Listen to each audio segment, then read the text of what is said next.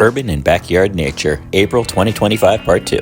Dark-eyed juncos that haven't migrated back north yet. And some of the first spring mushrooms, Panaeolus maybe? Squirrels nibbling the fresh buds off of young trees. This wild turkey tom came over to keep me away from his hen. A mourning dove enjoying the sunshine, while a jumping spider patrols for insects. Oh hey, red panda.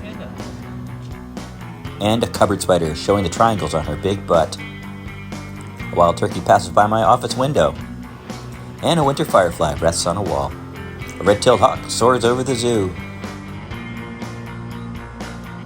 Down by the carousel, this sick lumpy squirrel caused some alarm. We've seen a few days later, looking a little better. A cardinal creates a flash of color in the bare trees, and a wild turkey picks through the brush and brambles.